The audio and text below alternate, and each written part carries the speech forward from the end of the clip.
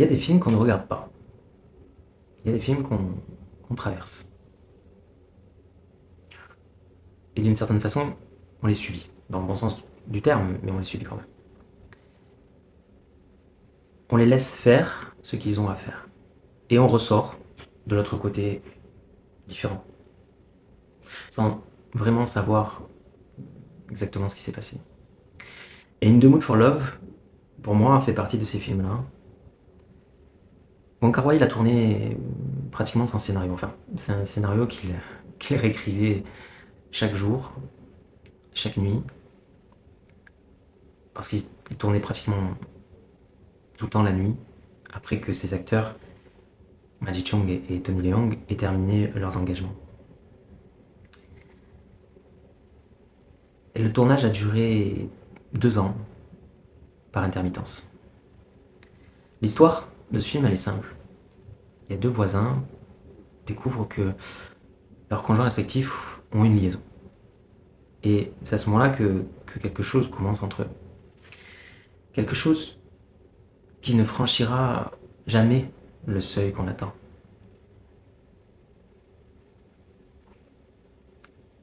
L'histoire du film tient en une phrase.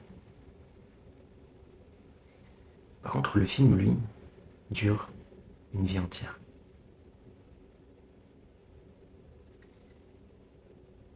Et si je veux parler de ce film aujourd'hui, c'est pour une raison précise. Alors, c'est pas, c'est pas pour sa beauté formelle, bien que cette beauté soit irréelle.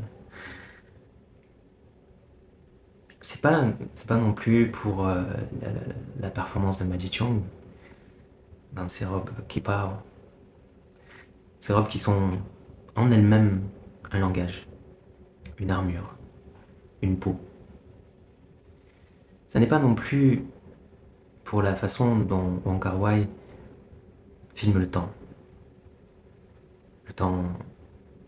ralenti, saturé, qui ressemble plus à la mémoire qu'à la réalité. Je veux parler de ce film parce que il pose une question que le cinéma ne pose pratiquement jamais, en tout cas pas frontalement. Qu'est-ce qu'on fait de ce qu'on ressent quand on ne peut pas le faire?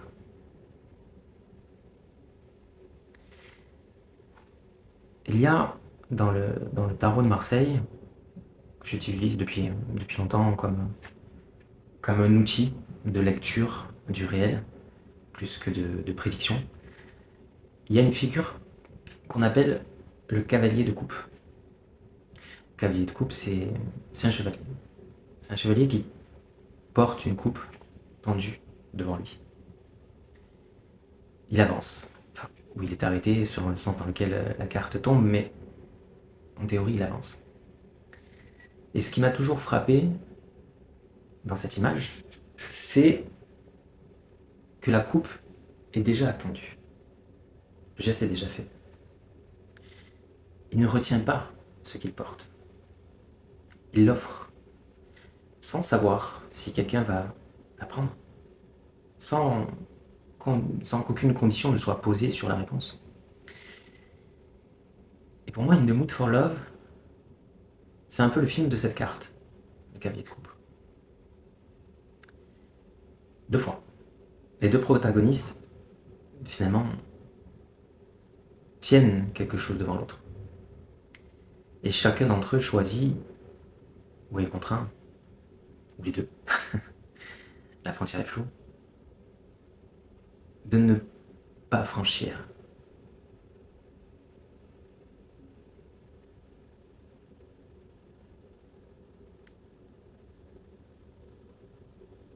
On a tendance à lire ce film comme un film sur la frustration,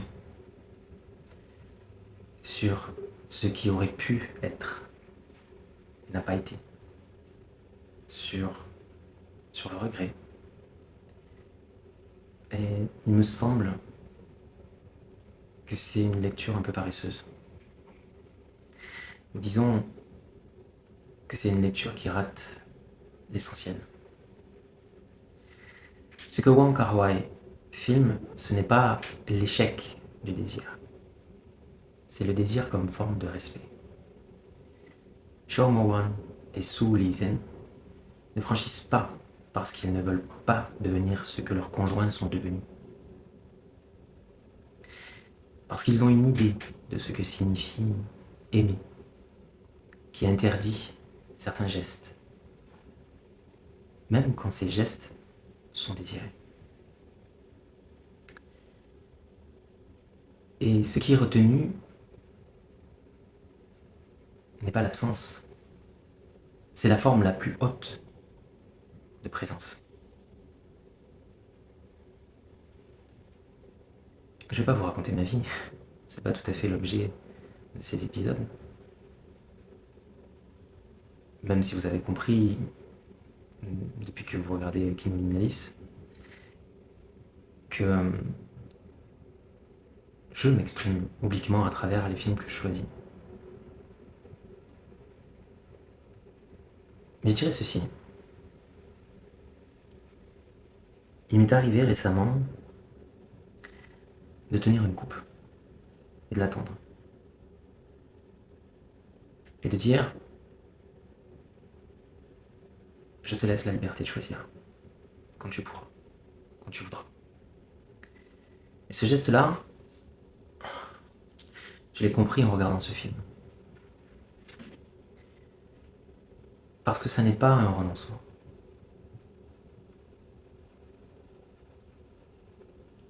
C'est comme un acte d'amour. Déposer quelque chose devant quelqu'un et se retirer sans exiger quoi que ce soit, sans délai, sans condition, c'est peut-être la forme la plus pure du sentiment. Parce qu'elle ne demande rien en échange de ce qu'elle donne.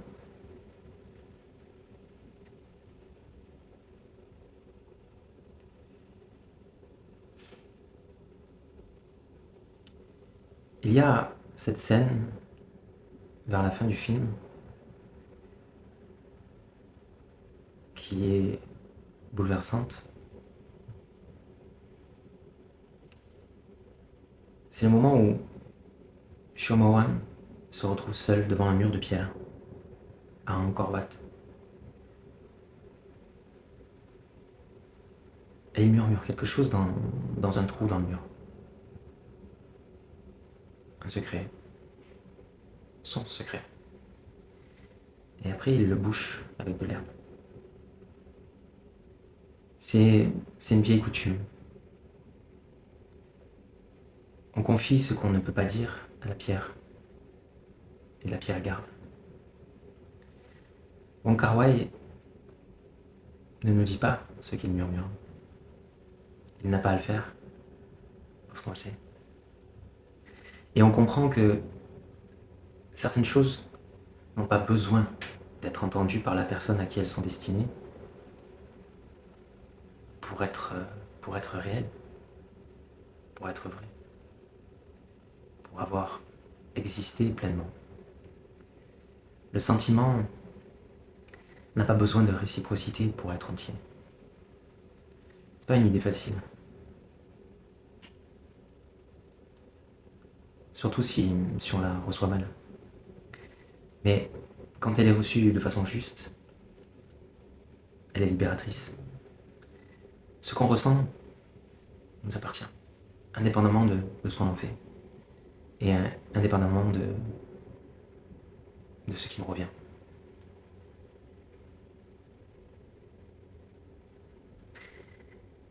Wong Kar-wai a dit un jour que ce film parlait d'une époque révolue, le Hong Kong des années 60. Une certaine idée de la pudeur, des codes sociaux qui contenaient les corps et les sentiments. Mais je ne crois pas que ce film soit nostalgique. Je crois en fait qu'il pose une question universelle, intemporelle, et qui n'a rien à voir avec une époque.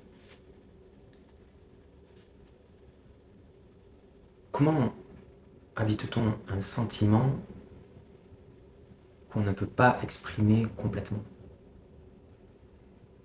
Et la réponse du film, si tant est qu'il réponde, parce que Wong Kar-wai n'est pas vraiment un cinéaste qui répond. C'est d'abord un cinéaste qui suspend. Mais la réponse du film, je crois, est qu'on l'habite pleinement, quand même. On ne le réduit pas. On ne le nie pas. On ne le trahit pas en faisant semblant qu'il n'existe pas. On le porte. Comme une coupe, tendue vers quelqu'un, qui n'est peut-être pas encore prêt à la prendre. Mais le cavalier de coupe, il avance. Même s'il est lent, même s'il n'est pas certain de sa destination. Il avance parce que c'est sa nature. Parce que la coupe est déjà dans ses mains. Et qu'il ne peut pas faire autrement que de l'offrir. In the Mood for Love est le film de ceux qui savent tenir quelque chose de précieux sans le briser. Ni en le serrant trop fort, ni en le laissant tomber. C'est peut-être ça, aimer. Pas posséder, pas conquérir. Tenir.